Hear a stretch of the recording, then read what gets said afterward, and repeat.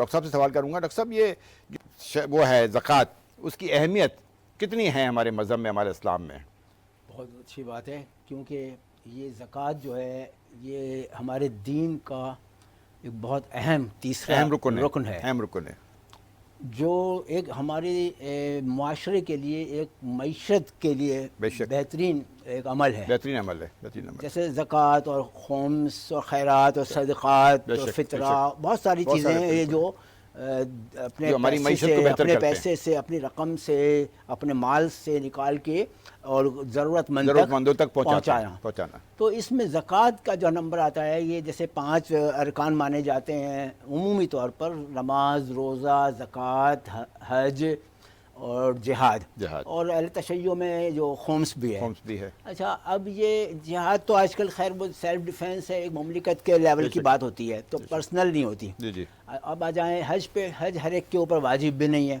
حج مستطیع جو ہو، استطاعت رکھتا ہو، جس کے پاس اتنا سرمایہ ہو کہ بہت طریقے سے، قاعدے سے حج کو ادائیگی کر کے اور واپس آ سکے، اور پیچھے اپنے اہل و عیال کے لیے اتنا مال ہو کہ وہ گزارا کر سکے اس کی غیر موجودگی میں. جی. تو اب زکوٰۃ کا جہاں تک تعلق ہے کہ وہ پورا سال میں مثلاً کہ چاندی، سونا، اجناس، غلہ، مال میں تھوڑا سا ایک وہ ہے ڈسپیوٹ، یہ کہ رقم جو نوٹ ہوتا ہے، وہ نوٹ کے اوپر اہل تشیع میں زکوٰۃ نہیں ہے.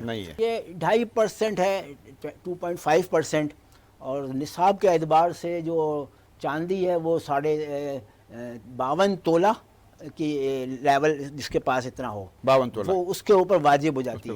ادروائز اس سے نیچے والا چاندی رکھنے والا وہ اس پہ واجب نہیں ہے.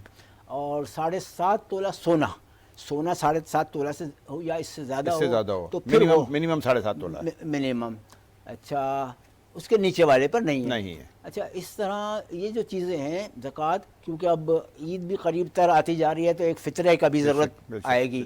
تو وہ خیرات کے اندر تمام چیزیں خیر کی چیزیں ہیں. وہ سوال بھی آپ سے کروں گا. اچھا، تو ٹھیک ہے، پھر وہ میں زکوٰۃ کے بتا دیتا ہوں کہ زکوٰۃ بہرحال یہ ہے کہ پورے سال میں آپ کے پاس ایک مقرر کر دیا آپ نے، جیسا کہ عمومی طور پر رمضان میں کرتے ہیں، اور تمام مال چیک کر کے اپنا اس میں سے 2.5% نکال کے غریب غربا، اس میں ابدا بمن تعولو، یعنی کہتے ہیں اس حدیث مبارکہ آیا کہ اس شخص سے شروع کرو جس کا نان نفقہ تمہارے ذمہ ہے.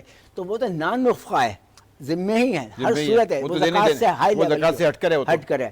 اب آ جائیں جو دیگر لوگ ہیں، چاہے وہ بھائی ہو، بہن ہو یا دیگر اعزہ ہوں، سب سے پہلے اور یہ دیکھا جائے گا ان میں کوئی غریب ہے، ضرورت مند ہے، تو اس کو بغیر اس چیز کا احساس دلائے کہ وہ مانگنا اس کا ہے، تو پھر وہ اچھی بات نہیں ہے کہ ہم کسی کے مانگنے پر کوئی چیز مانگنے پہ نہیں ہونی، خود سے، کیونکہ ہم پہ واجب ہے، ہم پہ فرض ہے، ہم اس پہ واجب نہیں ہے کہ وہ مانگے.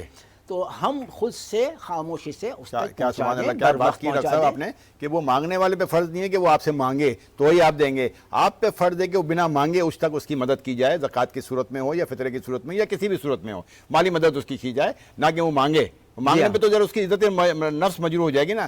ناظرین، ہم اس کے ساتھ ہی ایک تو لیتے ہیں چھوٹا سا بریک سے واپس آتے ہیں تو ڈاکٹر صاحب سے کنٹینیو کرتے ہیں.